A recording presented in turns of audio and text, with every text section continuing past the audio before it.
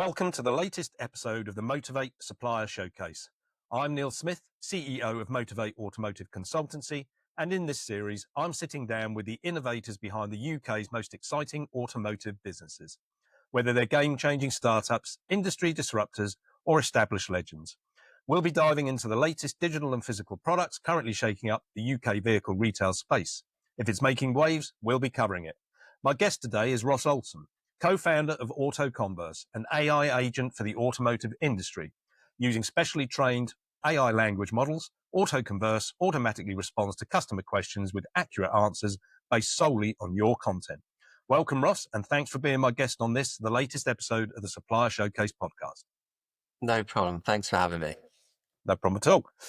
Unusually for this series, Ross, we've never met, but I've been aware of AutoConverse for a couple of years, and you were recommended to me as a guest for the podcast by a couple of mutual acquaintances. So, to enable our viewers, and on this occasion me, to get to know you a little better, a regular feature of this podcast series is the guest icebreaker. So, please tell me 3 interesting facts about yourself, 2 of which are true and 1 that isn't. We'll then let the viewers reflect on this during the podcast, and I'll ask you to reveal all at the end. A bit. Okay. So the first one, I was once a holiday rep in Ibiza, and I even auditioned for Ibiza Uncovered back in my days. I had the unforgettable experience of delivering my son on the bathroom floor, just me and my wife. And the third one is my uncle is Mike Brewer from Wheeler Dealers. Brilliant. There 3 we go. very diverse different facts in inverted commas. So it'll be very interesting to understand which is the fake one at the end. Exactly. So look, Ross, let's learn a little bit more about Ross Olsen. Tell me about you, your background, and how you ended up where you are today. Yeah, I'd love to. Thanks, Neil. So, journey started about 17 years ago. I worked for 2 of the largest web providers in the UK, Blue Sky Interactive and ATG, or Keyloop as it's known today. So I had a lot of experience working with dealerships, large dealer groups, single franchises, multi-franchises, independents. My job was looking after the clients, just making sure that everything moved smoothly, like being their first port of contact. So a lot of fixing issues, marketing activities, helping them understand systems, contract renewals, all the general sort of account management, account director sort of type roles. But it gave me a really good understanding of the automotive industry. Really enjoyed it. And my boss always used to say to me, you need to be their trusted advisor. So be their person that they come to when they've got a question about how they should be doing it. And I always kind of took that on and tried my best to kind of be that person. So yeah, I worked at those providers and always heard the same sort of grumbles every now and then, Neil, things like stock issues and time it takes to resolve problems and costs going through the roof. And often a conversation would come up about sort of live chat. And that was kind of towards the end, I hear questions like recommend anyone else. It's really expensive. We use it because the manufacturers mandate us for it, basically. So I always thought there was an opportunity for that kind of lean into that sort of live chat sort of side of things. Close friend of mine, Ben Harrott, he was the CTO and also the founder of the business. We always had an interest in things. Our paths never crossed. He's been massively in the automotive industry as well for the last 20 years.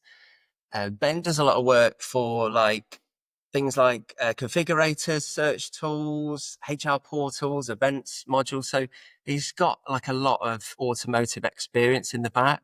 So Ben had the tech and the knowledge and the background skills, and I brought the contacts and the relationships and I guess the passion to make it work, really, Neil. So yeah, that's a little bit of a background, but mainly working for automotive website providers, really. Okay, so when did the business start? When did you found the business? So we found the business back in 2022, but we didn't start till January 2023. What happened was Ben was working with an automotive provider, and they wanted to explore whether software could be trained to pull relevant data from existing systems. like on demand and real time. So that was like 2022. So it's way before like the AI boom. Yeah. Um, yeah, and Ben had some really, really good success from the research and development phase. He always wanted to build something that just sits on a car dealer's website and collects leads and generates leads. So yeah, over a barbecue one day and a few beers, he showed me something, and it just blew my mind. It was Yeah. basically using on a used car, he would ask it questions. He was like, "What's the performance of this car?" And it would able to reply back with it, or "What's the turning circle? How many cylinders? How big's the boot?" What like we were just doing like used car things here, Yeah. but from the grumbles that I heard previously, I really thought like there was a really good opportunity there, and um, and we thought that if we could have a product that would just sit on dealers' websites and it was instant. It was using customers' information to kind of like reply back with data. No humans involved, and more importantly, like generate leads for the dealership. Would be onto something really good. Yeah. Um, so that's kind of how we got started. Really, officially, we started in like January 2023. Um, just me, like a laptop, a phone, and no clients. One potential client at the time. Um, we didn't have any investments, no funding, no sort of like, anything like that. All we wanted to do was try and bootstrap the company ourselves. So I'd left a secure job of like 10 years at Keyloop, which was the last company, and thought, let's just give it a go. Let's get out there and see if I can get this business off the ground. And we did really. Yeah. It was just an old school approach of calling dealers, trying to ask for demos, doing a demonstration for 15 minutes in front of them. And it was, like I say, before like the massive AI boom now that we know, Yeah. but then dealers were interested to see what the product was and how it could work. You know, they were curious. Um, and often when I demonstrated the product back in the day and still now, they were just dealers were blown away by it because it was just a concept of like you ask it a question, it looks over the website to find information and it replies back Yeah. like instantly. There's no waiting or anything like that. So it was really a really sort of like no clients, take a leap of faith, great product. But as soon as you show it to dealers, they really understood it and Yeah. got the ideas. And if you fast forward like to where we are now, well, over 800 locations in the UK, and we have more than like 90 dealers on board with us. So yeah, we're having a really good time, and there's a lot of dealers out there embracing the software. Brilliant. Yeah, Yeah, brilliant. I mean, before we started recording, I was just chatting about sort of I suppose there's two areas where you can really deliver value. One is those multi-dealer operations, the multi-franchise operations, where they're trying to manage those inbound live chats across maybe various teams, and those teams are not always dedicated to that particular channel. And we saw it at Imperial when we first introduced live chat. We would have salesmen dealing with a live chat, a customer walks in on the site and they just jump up off the seat and run away and go and deal with the customer who's walked in, leaving the live chat hanging. So exactly. Yeah, I suppose there's that side. And then you've got the other side, which is a dealer I'm working with at the moment, which has got no live chat facility or very basic facility. They yeah, haven't got the resource to manage live chats. yeah, So it's easier for them just to not have them. And then you've taken away a communication channel from a consumer that actually they quite like that channel. And then there's no option for them to use it. So I suppose you're building the product out to be able to support both those sort of requirements. yeah, exactly that. And I think it's all about the customer here. Like, you want to just be able to Yeah. give them their communicate. Which way do they want to communicate? Like, do they want to pick up the phone, send an email, walk into the dealership, use like a live chat facility? And I think, like, if you can just accommodate all of those experiences, then you've got a better chance of getting the attention from that customer, rather than Yeah. walking off and going somewhere Oh, else. But definitely. And look, for me, it's the out of hours. I mean, back in our day, we didn't have AI, so we would use Moneypenny up in North Wales to manage our out of hours chats because we yeah, understood the necessity to get a response to the customer not necessarily wait until the morning and ring them at 10:30 when they've inquired at 7:30 the night before. Let's give them Yep. that information, get them to a more qualified state, and even, along the line, get them to commit to a deposit on a vehicle or something like that. So we've got a Yeah. qualified lead. We see about like a third of the chats out of hours, like before, let's say 8 o'clock, and after 9 o'clock, or no, after, sorry, dealership hours, like 7 o'clock, 6 o'clock. So we see about a third of the chats going through the system out of hours. Like, and you think Yeah. somebody's just sat on the sofa, they want to book in a service, or they want to, make an inquiry on a car, book in a test drive. It's interesting to sort of like look at those stats.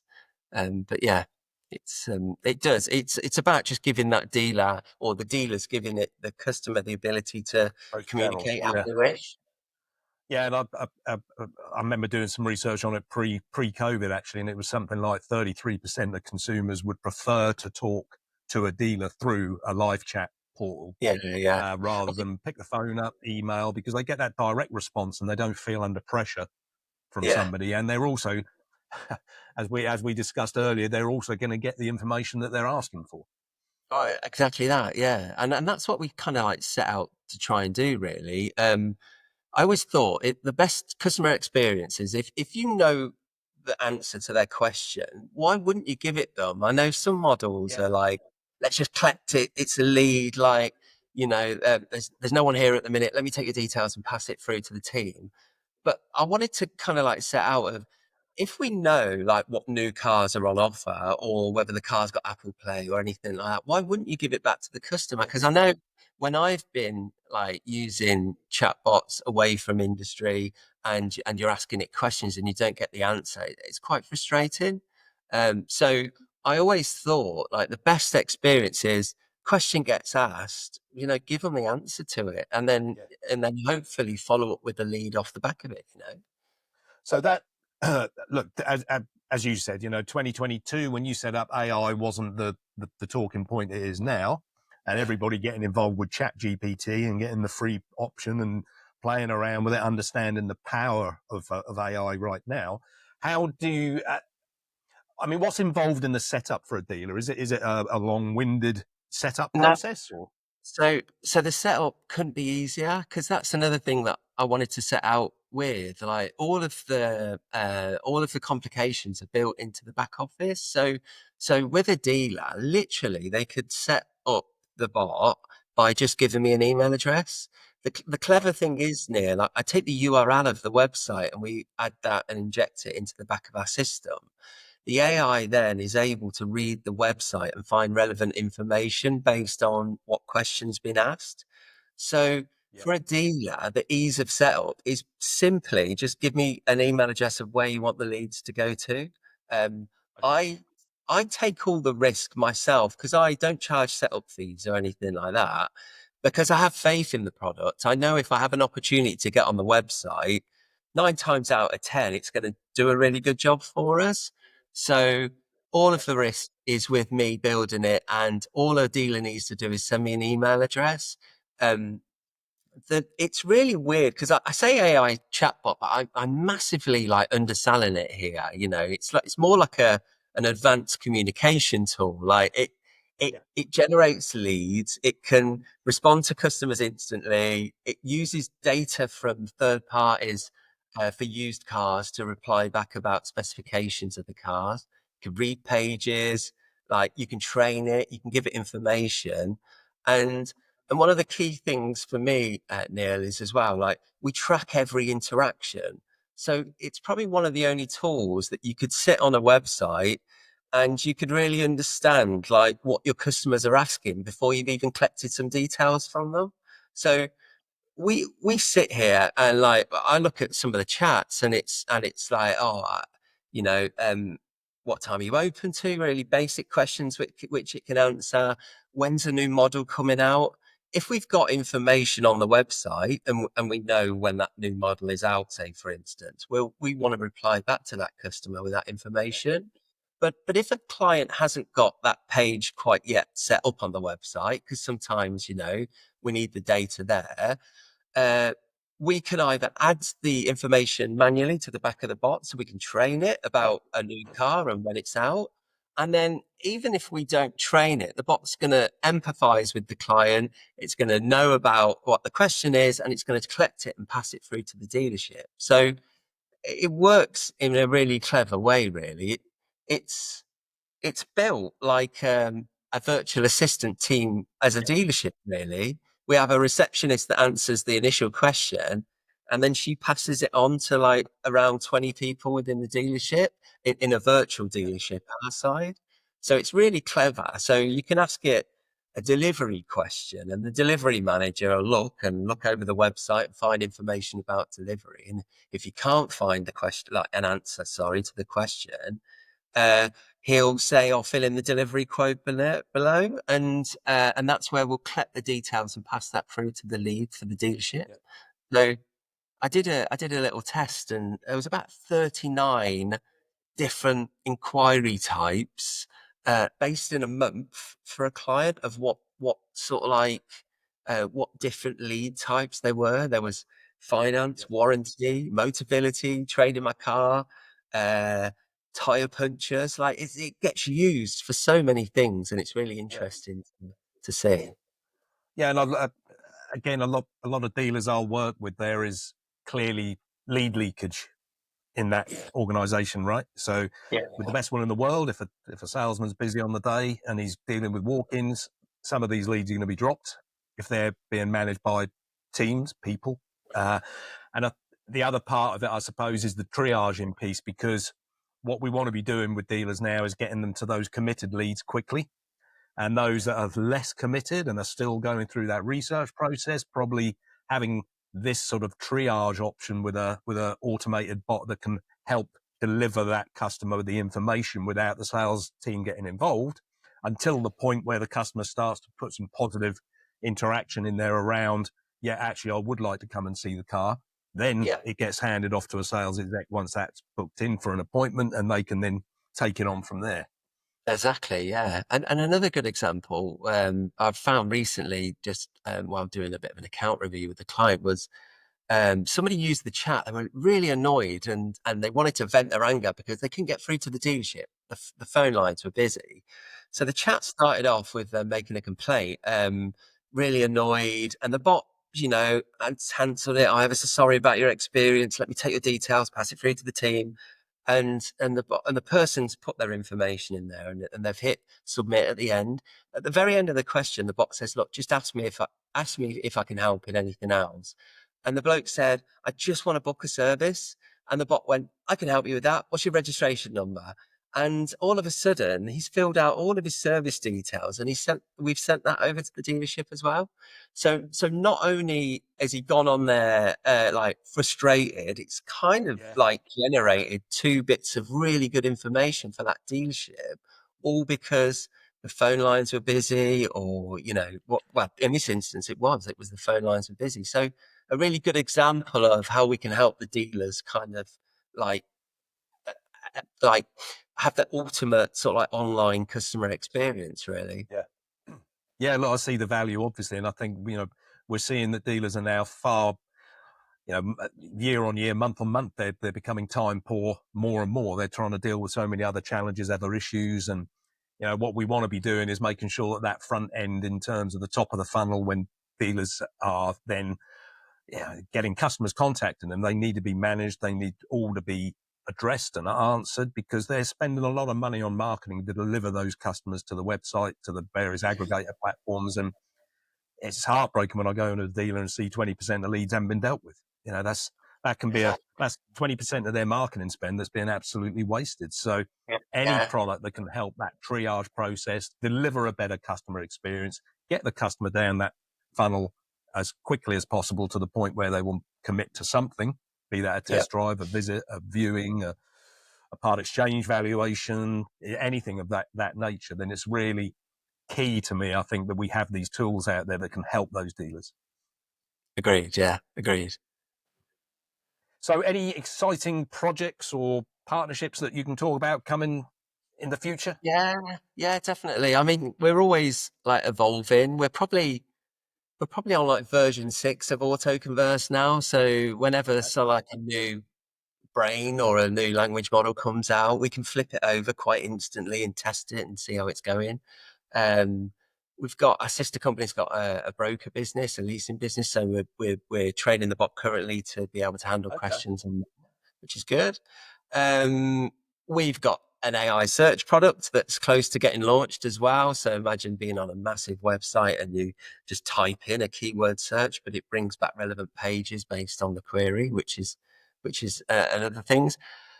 I think the exciting thing is leaning into sort of like the AI chatbot a little bit more, having it more of a prominence on a page. I can see that where that would really, really work. Say, for instance, like on a new car details page, say, for instance, having it built within the page, but injecting it with loads of data, we're able to get it so with our future projects where you could upload 4 or 5 like spec documents of a car and we'd be able to get the bot to read it, and customers could say, you know, is this one got the colour bumpers, or is this one, you know, what's the difference between this one and that one? We'll be able to answer that shortly. So yeah, some really good, exciting things. WhatsApp integration coming soon as well, because, you know, I think people like to communicate there. So we're always trying to like use our AI knowledge and kind of like invent new things with it. But yeah, there's lots coming, lots of exciting things. So stay tuned. Yeah, and the WhatsApp piece is interesting. You know, I'm still talking to dealers who are using WhatsApp on the salesman's own phone, and so half of that conversation never gets audited if it's finance chat or something like that, or it's not part of that CRM journey. So bits and gaps and bits and pieces are missed out of that journey. So having that integrated and having it come through one platform is great. You know, it just And even back in Imperial days, I always had to have the same chat platform as AutoTrader on the website because I didn't want my contact center having to log into 2 different platforms to manage 2 lots of chats and getting used to 2 different types of platforms and response options and bits and pieces. So that integration and bringing these things into one place is fantastic. And again, you know, with everything now is around trying to make dealers more efficient. You know, there's a lot of challenges, economy, finance regulations, stock sourcing. You got owner drivers of business out there trying to buy cars, and they don't have the time to get involved in every part of it. So whatever we can automate, the better, I think.